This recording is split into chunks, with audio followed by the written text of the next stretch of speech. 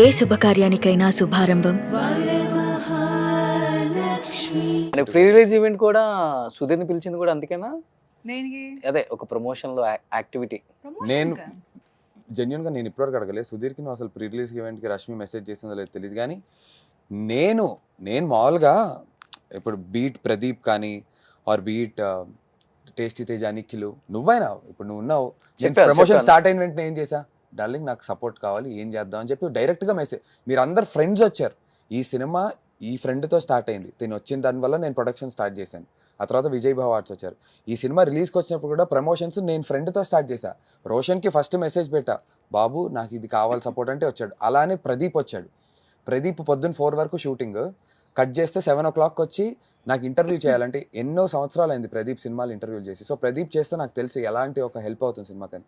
Interview చేయాలంటే ఒక location book చేసుకుని ప్రదీప్ మాతో ఇంటర్వ్యూ చేసి ఫ్రెండ్ కోసం హెల్ప్ చేసేవాడు. అలాగే సుధీర్ కూడా, సుధీర్ అయితే మరీ దారుణం. హాయ్ అని పెట్టా, హాయ్ అని పెడితే ఎంత స్వీటెస్ట్ మెసేజ్ పంపించాడంటే నాకు, నేను చాలా ఐ ఫెల్ట్ వెరీ టచ్డ్ ఆ రోజున. డార్లింగ్ హాయ్ అని పెడితే yes darling what can I do for our film అని పెట్టాడు ఫస్ట్. ఓకే హాయ్ రా, ఇంకేంటి విశేషాలు కాదు, ఏం చేద్దాం సినిమా కోసం అన్నాడు. ఏం లేదు ప్రీ రిలీజ్ ఈవెంట్ ఉంది బాబు రా. సో తనైతే ఓపెన్ గా చెప్పారు. నాగశౌర్య కూడా ఈవెన్ దో అంటే నేను విన్నాను ఈ సినిమా ప్రమోషన్ కి సుధీర్ వచ్చినప్పుడు రష్మి ఫోన్ చేసినా కానీ లిఫ్ట్ చేయట్లేదు, రష్మి మెసేజ్ చేసినా కానీ రిప్లై ఇవ్వట్లేదు సుధీర్.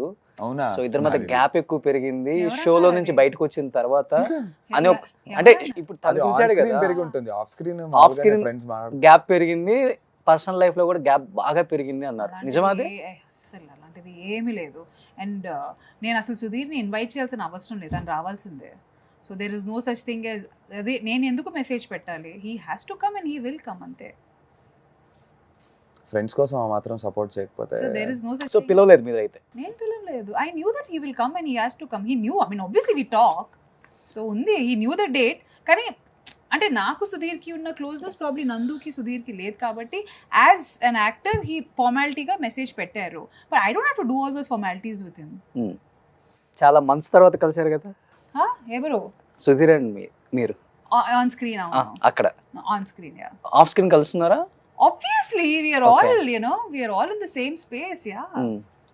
ఇద్దరు మళ్ళీ ఎప్పుడు కనిపించబోతున్నారు స్క్రీన్ మీద? అంటే మళ్ళీ సుధీర్ జబర్దస్త్ లోకి డీలోకి రావాలని చూస్తున్నాడు, చాలా గట్టిగా ప్రయత్నాలు జరుగుతున్నాయి. మల్లెమాలతో కూడా డిస్కషన్ జరిగింది, రష్మి కూడా దీంట్లో ఒక పాటే మాట్లాడుతుంది తన వైపు నుంచి.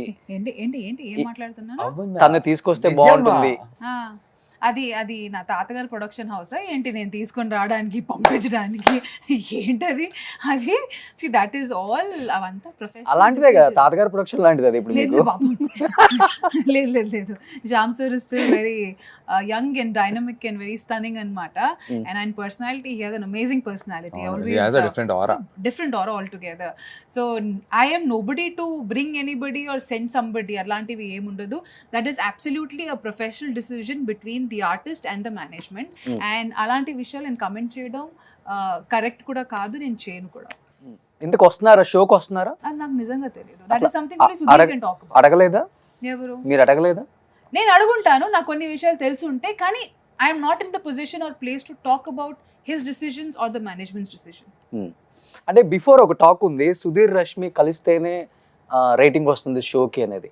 బట్ కొన్ని మంత్స్ ఇద్దరు సపరేట్ అయిపోయినా కానీ రష్మి తన క్యాపబిలిటీతో షోని రేటింగ్ పెంచింది, రష్మికి ఆ సత్తా ఉంది అనేది బయట ఉంది ఎక్కువ. రష్మికి ఒక స్ట్రెంగ్త్ అయితే నేను చెప్పగలను, ఇర్రెస్పెక్టివ్ ఆఫ్ ఈ పేరింగ్ అప్ ఇవన్నీ అదే యాడ్ ఆన్ అవుతుంది, చూడ్డానికి మనం కూడా ఇష్టపడతాం యాజ్ ఆడియన్స్గా. కానీ తను శ్రీదేవి డ్రామా కంపెనీ అనేటువంటి show, it's top rated show, రూరల్స్లో విపరీతంగా చేస్తారు. అది కూడా ఒక 2 గంటల టెలికాస్ట్ ఉంది, 2 గంటలు టెలికాస్ట్ అవుతుంది, అది రేటింగ్లు అదిరిపోతుంటాయి. And she is handling it all by herself. ఎవరికి వాళ్ళు ఇండివిజువల్గా స్టార్డమ్ ఉన్నప్పటికీ పేర్డప్గా చూస్తే మనకు ఆనందంగా ఉంటుంది. డజంట్ మీన్ ఇండివిజువల్గా వాళ్ళు పుల్ ఆఫ్ చేయలేరని కాదు అని అయితే ప్రూవ్ అయింది.